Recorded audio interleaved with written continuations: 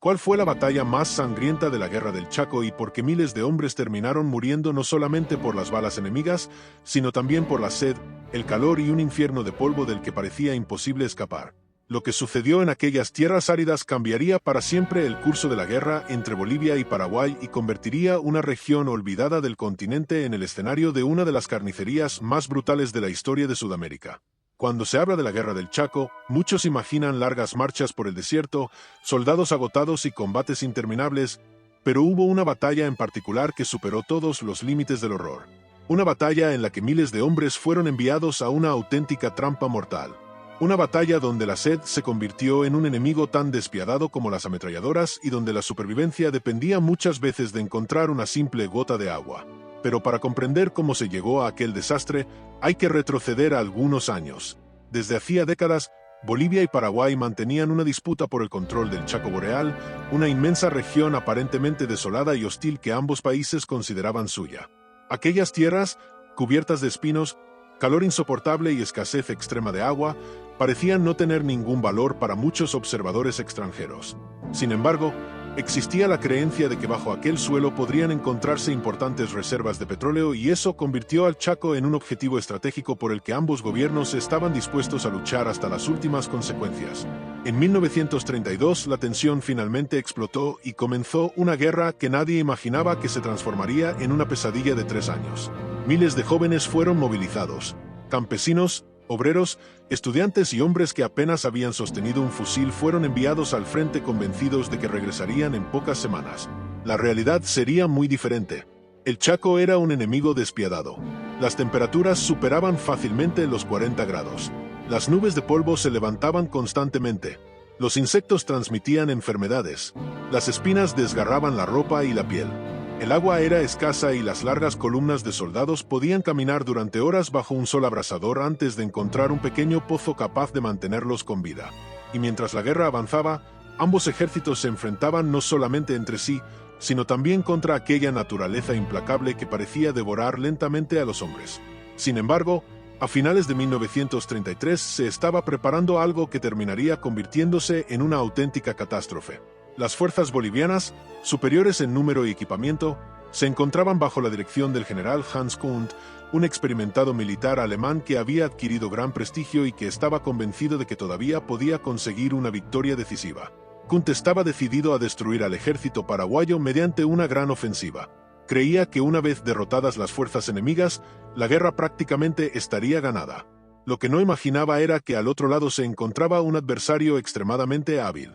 El general paraguayo José Félix Estigarribia había demostrado una capacidad extraordinaria para maniobrar y aprovechar el terreno, y estaba dispuesto a convertir la confianza boliviana en su peor enemigo.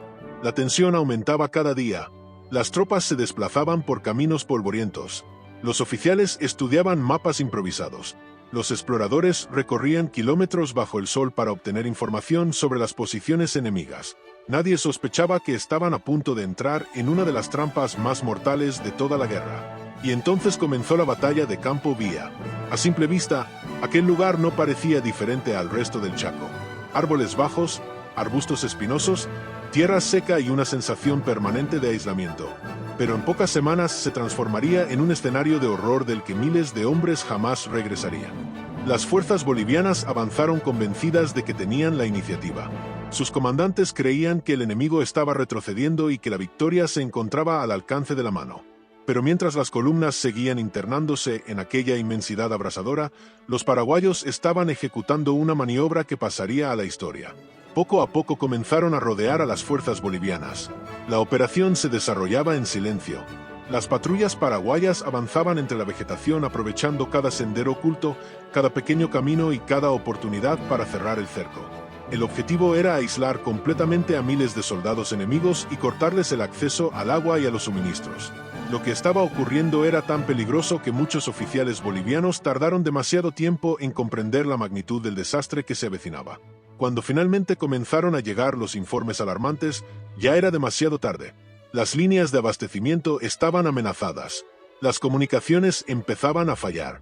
Las unidades se encontraban dispersas y la confusión crecía a una velocidad aterradora. Mientras tanto, el calor seguía golpeando con una crueldad insoportable. Los hombres sudaban sin descanso. Las cantimploras comenzaban a vaciarse. El polvo se pegaba a los rostros y hacía cada respiración más difícil. El cansancio se acumulaba y la ansiedad aumentaba entre los soldados. Y entonces llegó el momento que marcaría el comienzo de la tragedia. Miles de hombres descubrieron que estaban prácticamente rodeados. Lo que sucedería a continuación sería una auténtica lucha por la supervivencia, porque muy pronto las balas dejarían de ser la única amenaza. La sed estaba a punto de convertirse en el enemigo más despiadado de todos, y lo que aquellos hombres vivirían en Campo Vía sería tan brutal que décadas después todavía sería recordado como uno de los episodios más terribles de toda la historia de Sudamérica. Pero lo peor todavía estaba por llegar. El cerco paraguayo se estaba cerrando y el desastre comenzaba a hacerse evidente. Las tropas bolivianas, que hasta hacía poco creían estar cerca de una gran victoria, descubrieron que eran ellas las que estaban cayendo en una trampa mortal. Las comunicaciones eran un caos, las órdenes se contradecían y muchas unidades habían perdido completamente el contacto con sus mandos. El general José Félix Estigarribia había ejecutado una maniobra brillante. Poco a poco, sus hombres cortaron los caminos y las rutas de abastecimiento.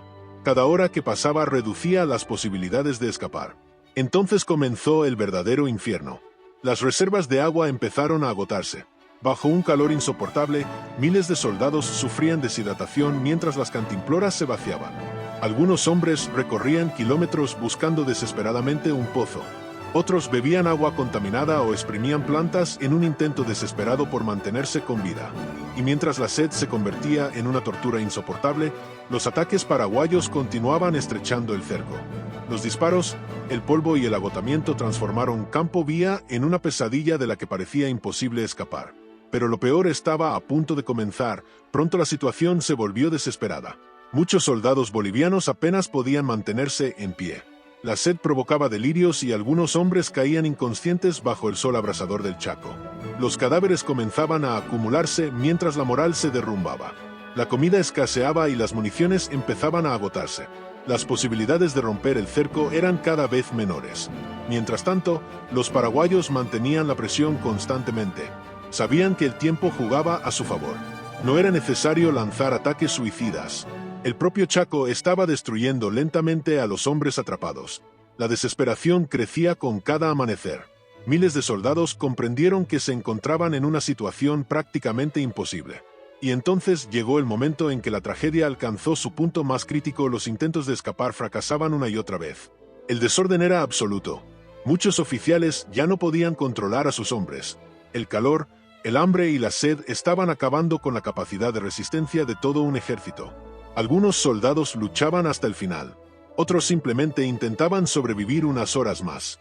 El sufrimiento era indescriptible. Campo Vía se había convertido en un gigantesco cementerio bajo el sol del Chaco. Finalmente, la realidad resultó imposible de ocultar. Las fuerzas bolivianas estaban completamente rodeadas y la derrota era inevitable. Lo que había comenzado como una ofensiva terminó transformándose en una de las mayores catástrofes militares de la historia sudamericana. Pero las consecuencias de aquella carnicería apenas estaban comenzando. La rendición de miles de soldados bolivianos sorprendió al continente entero. La derrota fue devastadora. El prestigio del general Hans Kunt se derrumbó y la guerra cambió completamente de rumbo. Paraguay había conseguido una victoria extraordinaria, pero el precio había sido terrible. Ambos bandos habían sufrido enormes pérdidas y miles de familias nunca volverían a ver a sus hijos regresar a casa. Sin embargo, las cicatrices de Campo Vía no terminaron allí. Los supervivientes recordarían durante el resto de sus vidas el calor insoportable, la sed que quemaba la garganta y el horror vivido en aquella tierra maldita. Pero aún faltaba comprender por qué aquella batalla terminaría cambiando el destino de toda la guerra. La batalla de Campo Vía fue mucho más que una victoria militar. Fue el golpe que cambió para siempre el desarrollo de la Guerra del Chaco y una demostración de que incluso el ejército más poderoso podía ser destruido por los errores de sus mandos, por la estrategia de su enemigo y por la brutalidad de una naturaleza implacable. Miles de hombres dejaron su vida en aquellas tierras secas. Muchos ni siquiera murieron por las balas, sino por la sed, el agotamiento y el sufrimiento extremo. Años después, los veteranos todavía recordarían aquel lugar como un auténtico infierno en la tierra. Y quizás esa sea la lección más terrible de todas. Las guerras no solamente se llevan ciudades y territorios, también destruyen generaciones enteras y dejan heridas que nunca terminan de cicatrizar. Si te apasiona la historia y quieres descubrir los episodios más brutales, olvidados y sorprendentes de nuestro pasado, suscríbete y acompáñame en los próximos videos. Porque la historia está llena de héroes, tragedias y secretos que merecen ser recordados. Nos vemos en el próximo video.